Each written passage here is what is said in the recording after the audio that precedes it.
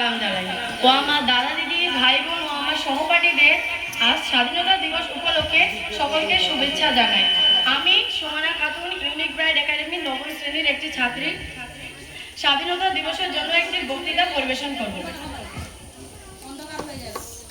একবার চোখ বন্ধ করুন, ভাবুন রাত ঠিক 12টা, চারিদিকে নিস্তব্ধতা, কিন্তু একটি দেশের বুকের ভেতর তখন যেন হাজারো বছর ঘুম ভাঙছে।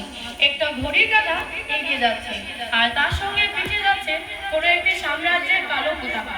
কোথাও একজন বৃদ্ধা মা তার চোখের জলে, কোথাও একজন তরুণ জেলের অন্ধকার কুঠুরিতে, কোথাও কোনো বাবা তার ছেলেকে শেষ বাড়ির মতো বিদায় দিচ্ছে, কোথাও কোনো কিশোর বুক ফুলিয়ে বলছে বন্দে মাতরম, আর কোনো প্রান্ত থেকে ভেসে আসছে ইনকলাব জিন্দাবাদ, আর কোনো এক মঞ্চে তীব্র কণ্ঠে যু ওয়ার ডাই।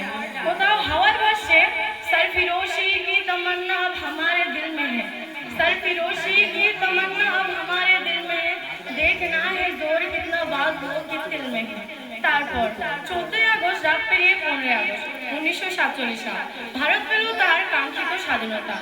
তবে ভুললে চলবে না, 15 আগস্ট শুধুমাত্র একটি তারিখ নয়, এটি অসংখ্য মানুষের আত্মীয় গতিকতা বা অবসান, লক্ষ লক্ষ মানুষের ত্যাগের স্মৃতি। এটি অস্ত্র রক্ত দিয়ে লেখা ইতিহাস। 14 আগস্টের রাত পেরিয়ে 15 আগস্ট 1947 সাল পণ্ডিত জওহরলাল নেহরু বলেন, at the stroke of the midnight hour when the people feel the world wake up to freedom. 200 বছর ব্রিটিশরা শাসন করার পর জগতে জেগে ওঠার ভারতের আনন্দের রাতে তখন ছিল আকাশে অশ্রুর মেঘ, কারণ স্বাধীনতার সঙ্গে সঙ্গে সৃষ্টি হয়েছিল দেশভাগের ক্ষত। লক্ষ লক্ষ মানুষ পরিবার থেকে বিচ্যুত হয়েছিল, লক্ষ লক্ষ মানুষ তাদের ঘর বাড়ি ছাড়া হয়েছিল, তাদের জীবনে নেমে এসেছিল একটি অন্ধকার। তাই 15 আগস্টে আমরা শুধু একটি আনন্দের ইতিহাস বলাটা ভুল হবে, এটি ছিল আনন্দ ও অভিনবের দুই ইতিহাস।